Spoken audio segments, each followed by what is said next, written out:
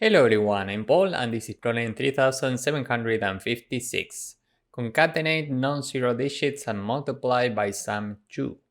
This is a medium problem that might become very tricky, so let's see how to solve it step by step. If you haven't seen part 1 yet, I highly recommend you to watch that video first. It's in my channel. This is very similar to part 1. The main difference is that here we have queries and the length of the string can be up to 10 to the power of 5. And we have to return the answer of each query modulo 10 to the power of 9 plus 7. So let's say that we're given this input. We can iterate queries from left to right. We start from this one and it goes from index 0 to index 7. So we are looking at this substring. And we need to do the same to what we did in part 1. First we take x, which is this substring without zeros, so it's 1, 2, 3, 4, and now we need to sum these digits. 1 plus 2 is 3, plus 3 is 6, plus 4 is 10. And now we do this times 10, the result is 1, 2, 3, 4, 0. So the result of this query is this.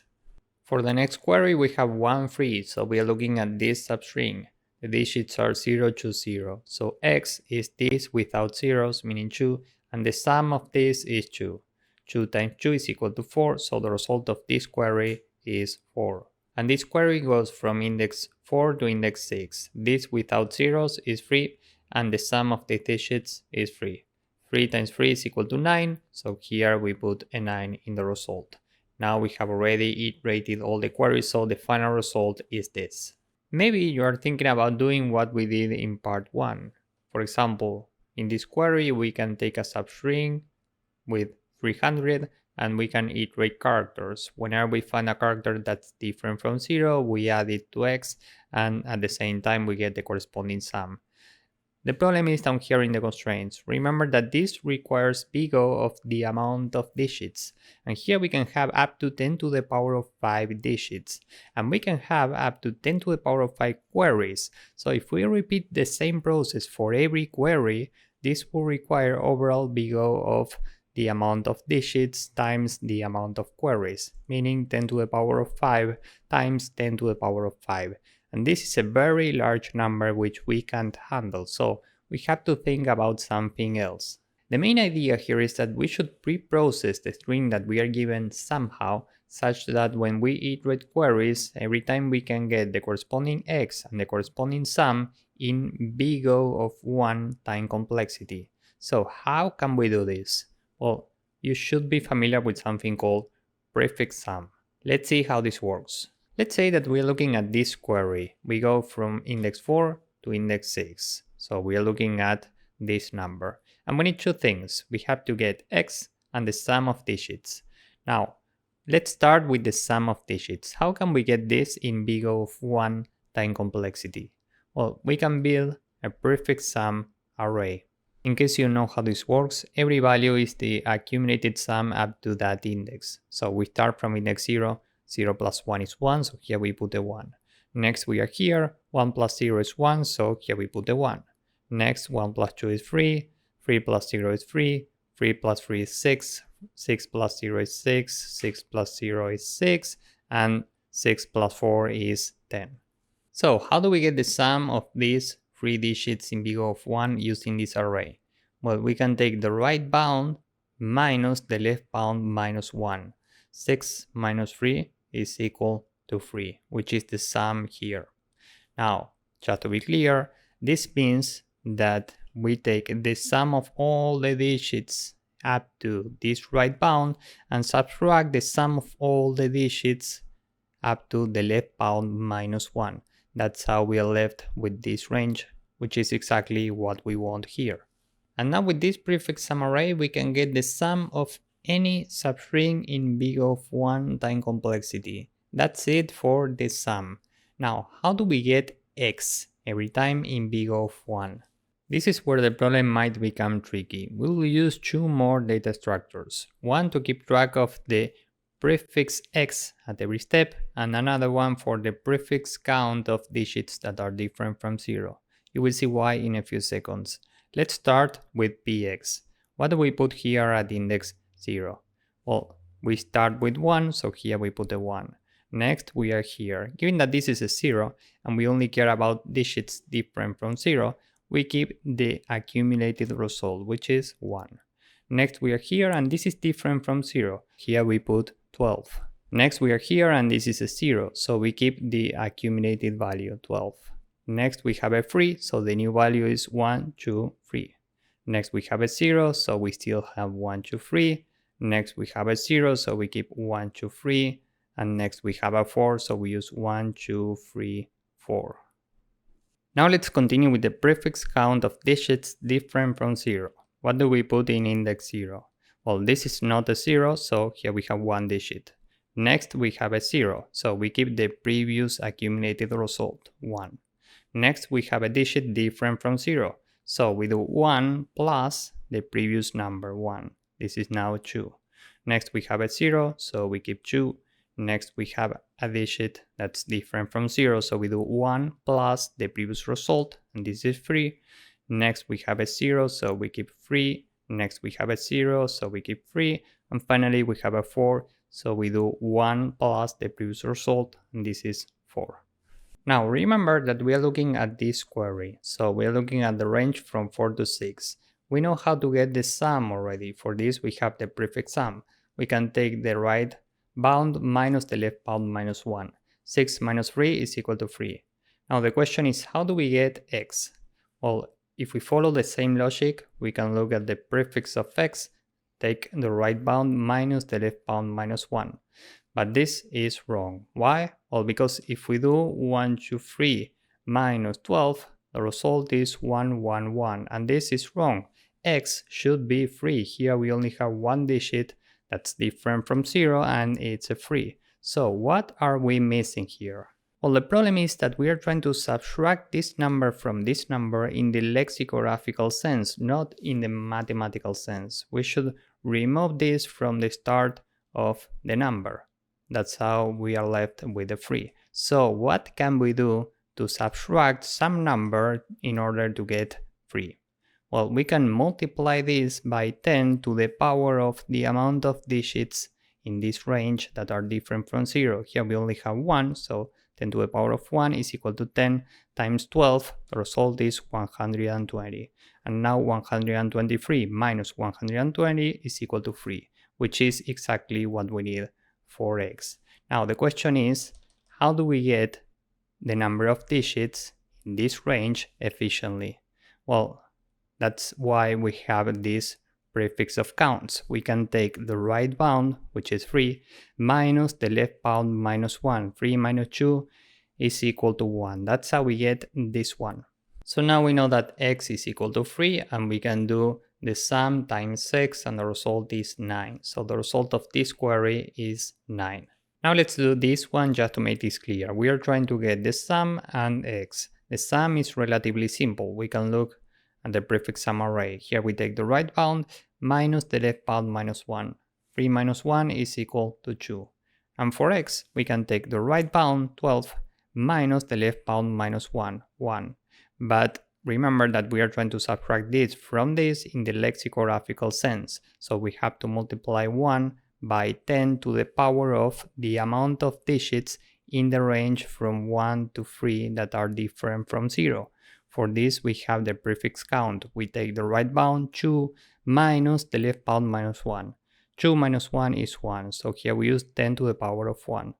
1 times 10 is equal to 10. So we do 12 minus 10 and the result is 2. So x is 2. And the result of this query is 2 times 2, meaning 4. And just to make this clear, let's do one more. Here we have a query with all the digits. The sum is relatively simple. We take the right bound, 10 minus the left bound minus 1. Here we are out of bounds, so we can use 0. 10 minus 0 is equal to 10. And what's the value of x? Well, we can take the right bound minus the left bound minus 1. Given that here we are out of bounds, we can use 0. So x is 1, 2, 3, 4. And now we can do 10 times 1, 2, 3, 4. The result is 1, 2, 3, 4, 0. And by doing this, now we are solving the problem in big O of n plus q time complexity or n plus q times log n, depending on how you compute 10 to the power of the amount of digits different from 0. So we can say that this is overall roughly n plus q because we have to build these free arrays and we also iterate queries. Space complexity is the same because we need space for these free arrays with lengths of n, and we need space for the result, which requires a space of the amount of queries. So with all of this in mind, now let's go with the code.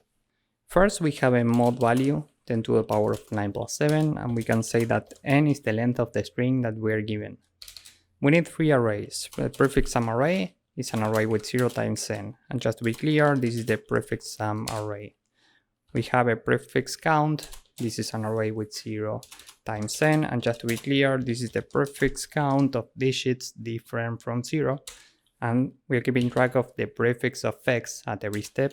This is an array with 0 times n, and just to be clear, this is the prefix of number x at every step. We can say that the first digit is s0 in integer format, and we can say that prefix sum at index 0 is equal to this first digit. Now, the prefix count at index 0 is equal to a 1 if the first digit is different from 0, else we keep 0. And the prefix of x at index 0 is equal to whatever we have in the first digit if this digit is different from 0, else we keep 0. Now we can fill the rest of the indices. So for I in range from 1 to n, the current digit every time is the current character in integer format. And regarding prefix sum, we take the previous value at I minus 1 plus the current digit. We have a mod value, so we use it here. Regarding the prefix count, we take the previous value at I minus 1 plus 1 if the current digit is different from 0, else we want to use 0. So here we can use parentheses, and there's no need to use the mod value here because these are counts. The maximum possible count is the length of the string, so we can keep this as it is. Regarding the prefix of x, we can check if the current digit is different from 0. In this case, the corresponding value is equal to the previous value at I minus 1 plus the current digit. But remember that we need to transform this number into the new number. So how do we add one more digit to this number? Well, we can multiply it by 10. And now, after doing this, we can add the digit. So now we can use the mod value here. This is modulo mod, else, meaning if the current digit is a 0, prefix of x at I is equal to the previous value at I minus 1, okay? Now with this, we can build the result. So we iterate queries for left and right in queries, and every time we need to take the corresponding sum. For this, we have the prefix sum. We take the right bound, prefix sum at the right bound minus the left bound minus 1. Now, this might be out of bounds, in which case we need to use a 0 instead of what we're looking for here. So we want this if left minus 1 is greater or equal to 0, else 0. Here we can use parentheses, and here we can use our mod value. So here we use parentheses, modulo mod. Now, regarding the non-zero digits in the range of the query, for this we have the prefix count. We take the right bound minus the left bound minus 1. And once again, this might be out of bounds. So we want the value if L minus 1 is greater or equal to 0, else we want 0. And here we can use parentheses again. Regarding x, here we can take the right bound, prefix of x at the right bound minus the left bound, the value at left minus 1. And remember that we need to subtract this in the lexicographical sense of the word. So we have to multiply this by 10 to the power of non-zero digits. Here we can use pow in Python, and we do 10 to the power of non-zero digits. And here we can use our mod value. And once again, L minus 1 might be out of bounds. So we want all of this if L minus 1 is greater or equal to 0, else we want 0. And here we can use a big parenthesis. And well, once again, here we can use another parenthesis, modulo mod. And now we are ready to append to the result x times the sum. And we can use our mod value here once again. And that's it. Now we can go down here and return result. So let's submit this and see if it works. As you can see, this works and it's efficient, but you could make it slightly more efficient. You could pre-process every power of 10 because this requires log n every time.